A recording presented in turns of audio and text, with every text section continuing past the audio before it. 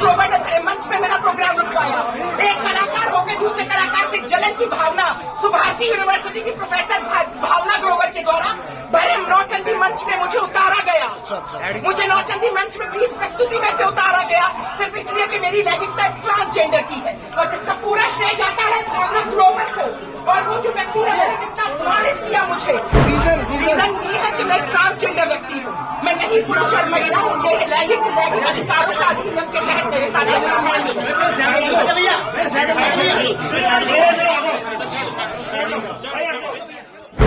हंगामे की ये तस्वीर मेरठ के ऐतिहासिक नौचंदी मेले की है, जहां उस वक्त विवाद खड़ा हो गया जब मशहूर ट्रांसजेंडर कलाकार देविका देवेंद्र एस मंगलामुखी ने आयोजकों पर मंच से बेइज्जत कर हटाने का आरोप लगाया। आपको बता दें कि Devika UP transgender welfare board की सदस्य हैं, जिन्हें नौचंदी मेले में आयोजित सांस्कृतिक कार्यक्रम में प्रस्तुति के लिए बुलाया गया था, लेकिन आरोप है कि प्रस्तुति के बीच में ही उन्हें मंच से जबरन हटा दिया गया। इस दौरान देविका ने रोते हुए अपने अपमान के चलते नौचंदी मेले में दोबारा कभी न आने की बात कही। अपनी प्रतिभा दिखाने का हक है। अगर उस व्यक्ति कम से कम एक कलाकार को भरे मंच से लाओ, कम से कम उसको प्रस्तुति पूरी करनी है, उसके बाद उसे आप 100 गाना दें, आपकी 100 गाने पाएंगे। पर ऐसे बीच मंच में आके अगर कार्यक्रम रोकना आप लोगों को शोभायमान लगता है, तो मैं आपसे नौचंदी मेला कभी नहीं। मंच से उतरने के बाद देविका देवेंद्र एस मंगलामुखी ने सुभारती यूनिवर्सिटी की प्रोफेसर भावना ग्रोवर पर अभद्रता का आरोप लगाया। साथ ही कार्यक्रम के आयोजक पर भी कई आरोप लगाए। इस दौरान देविका ने क्या कुछ कहा, पूरा बयान सुनिए। चूँकि मैं समय पे आई थी और कार्यक्रम थोड़ा देर से शुरू हुआ, तो मैंने कोशिश की अपनी प्रस्तुति देने की। तो यहाँ के जो आज के आयोजक हैं और जो सुभारती यूनिवर्सिटी की प्रोफेसर हैं डॉक्टर भावना ग्रोवर, इन दोनों ने बीच में आके मेरा कार्यक्रम रोका और मुझे भरे कार्यक्रम में बीच प्रस्तुति में से मुझे मना किया गया कि आपको प्रस्तुति नहीं देनी है। एक ट्रांसजेंडर व्यक्ति के अधिकारों का संरक्षण करने के लिए सरकार इतना काम कर रही है, और वहीं दूसरे ट्रांसजेंडर व्यक्ति को आप मंच से रोक रहे हैं सिर्फ इसलिए। उसकी गलती क्या है कि वो अपनी प्रस्तुति दे रही है, और भरे मंच पे मुझे रोका गया, भरे मंच से मुझे टोका गया। और भावना ग्रोवर ने और जो आयोजक थे उन्होंने मुझे बहुत ज़्यादा अपने शब्दों से अपमानित किया, मेरी लैंगिकता को अपमानित किया, मुझे बहुत गंदे शब्दों से, यहाँ तक कि मुझसे कहा कि इतना मेरा 1.5 घंटा खा गई, अगर तेरी जगह कोई और होती तो चप्पल से मारते। क्यों मारेंगे मुझे चप्पल से?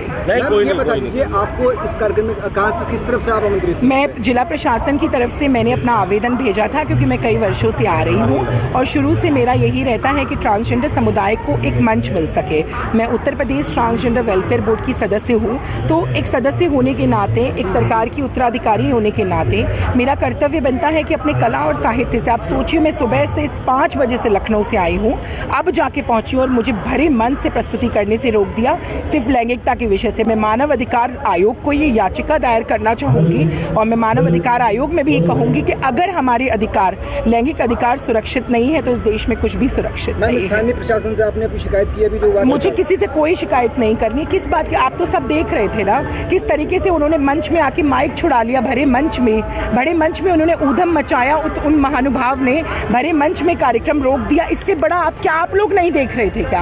आपके सामने ही तो हुआ, मीडिया के सब सामने हुआ, और आप लोग इस चीज़ के गवाह हैं कि किस तरीके से भरे मंच से मुझे उतारा गया। और मैंने क्या कहा, मैंने हाथ जोड़ के मैं तो मंच से चली गई ना, और जैसे मैं बैक स्टेज गई उसके बाद मुझे इतने ज़्यादा अपमानित शब्दों से अपमानित किया गया। सिर्फ क्या दोष है मेरा? अगर इस समाज में ट्रांसजेंडर होना अभिशाप है, तो ये अभिशाप है मेरे सीएम साहब के लिए, ये अभिशाप है मेरी सरकार के लिए कि अगर ये मेरे साथ ऐसा हो रहा है। मेरा नाम देविका देवेंद्र एस मंगलामुखी है। मैं भारत की पहली ट्रांसजेंडर कथक नृत्यांगना हूँ, और मैं Uttar Pradesh transgender welfare board की सदस्य हूँ।